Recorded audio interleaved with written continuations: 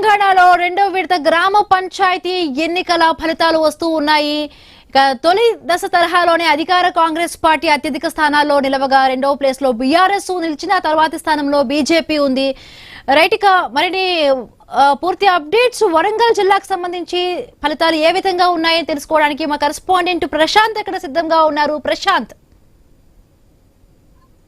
మొత్తానికైతే రెండో విడత పోలింగ్ కూడా ప్రశాంత వాతావరణంలో పూర్తి అయింది. కొద్దిసేపటి నుంచే అటు ఫలితాలు కూడా వెలువడుతున్నాయి. ఇప్పటికే అటు మహబూబాబాద్ జిల్లాతో పాటు ఇటు జయశంకర్ భూపాలపల్లి జిల్లా, వరంగల్, హన్మకొండ జిల్లాలలో అటు ఫలితాలు విడుదలవుతున్న పరిస్థితి అయితే ఉంది. అయితే అధికార కాంగ్రెస్ పార్టీ బలపరిచిన అభ్యర్థులు అయితే కొంత జైత్రయాత్ర కొనసాగిస్తున్న పరిస్థితి కనిపిస్తుంది. అదే విధంగా ప్రతిపక్ష బీఆర్ఎస్ పార్టీ నేతలు కూడా అంతే గట్టి పోటీ ఇస్తున్న పరిస్థితి అయితే రెండో విడతలో కనిపిస్తుంది. ప్రస్తుతానికి కనిపిస్తున్న వాతావరణం అయితే అటు మహబూబాబాద్ జిల్లాలో అటు కాంగ్రెస్ అధిక స్థానాలు పాలకుర్తి నియోజకవర్గాల్లో ఇప్పటికే గెలుచుకుంటున్న పరిస్థితి కనిపిస్తుంది. మరోవైపు ఇటు ములుగు జిల్లాలో అధికార కాంగ్రెస్ పార్టీతో పోటాపోటీగా బీఆర్ఎస్ కూడా స్థానాలు వస్తుంది.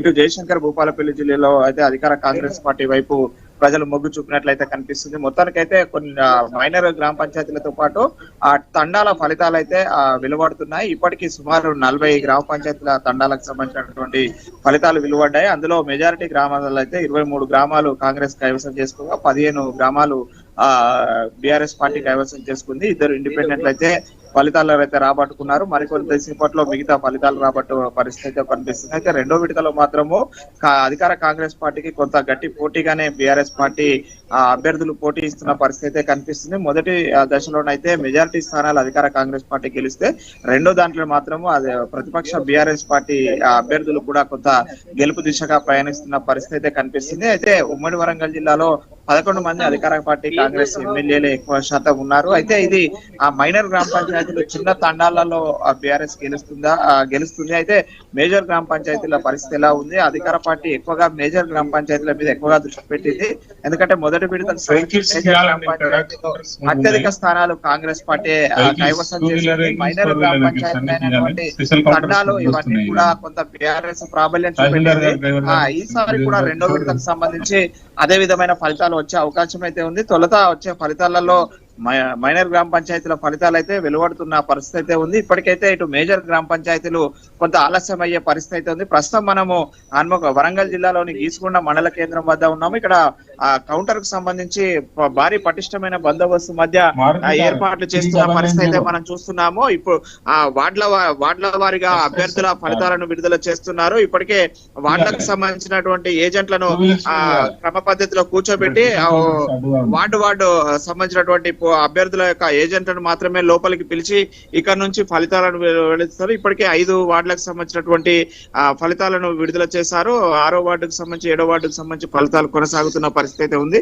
ఓవరాల్ గా 12 వార్డులు అయితే ఉన్నాయి. వార్డులు అయిపోయిన తర్వాత సర్పంచుల యొక్క టేబుల్స్ ను కౌంట్ చేస్తారు. అయితే మైనర్ గ్రామ పంచాయతీలు అయిన తండాలలో ఎక్కువగా తొందరగా అక్కడ వార్డు మెంబర్లు తక్కువగా ఉండడంతో ఓటర్లు కూడా 1000 లోపు ఓటర్లు ఉన్న అన్ని తండాలకు సంబంధించినటువంటి ఫలితాలు అయితే వెలువడ్డాయి. 1500 నుంచి 2000కు పైగా ఉన్నటువంటి సర్పంచ్ స్థానాలు ఉన్న గ్రామ పంచాయతీలకు సంబంధించి కొంత ఫలితాలు ఆలస్యమయ్యే పరిస్థితి ఉంది. ఎక్కడ ఒక పోలింగ్ కు సంబంధించి ఓవరాల్ గా చూస్తే కనుక ఒక పరకాల నియోజకవర్గం నాగారం గ్రామ పంచాయతీ, అదేవిధంగా పాలకుర్తి నియోజకవర్గంలోని తండాకు సంబంధించి తప్ప మిగతా ఎక్కడ కూడా చెదురుమూరు ఘటనలు మినహా ప్రశాంత వాతావరణంలో పోలింగ్ జరిగింది. కౌంటింగ్ కూడా అంతే ప్రశాంత వాతావరణంలో కౌంటింగ్ ప్రక్రియ అయితే సాగుతుంది. భారీ పటిష్టమైన బందోబస్తు మధ్య ఎలాంటి అవాంఛనీయ సంఘటనలు జరగకుండా ప్రశాంత వాతావరణంలో పోలింగ్ కౌంటింగ్ ప్రక్రియను ముగించడానికైతే ఇటు బయట శాంతి భద్రతను అదుపు చేయడంలో పోలీసుల పాత్ర కీలకంగా ఉంది. అటు అదేవిధంగా సిబ్బంది కూడా లోపల అటు పోలింగ్ సిబ్బంది, కౌంటింగ్ సిబ్బంది కూడా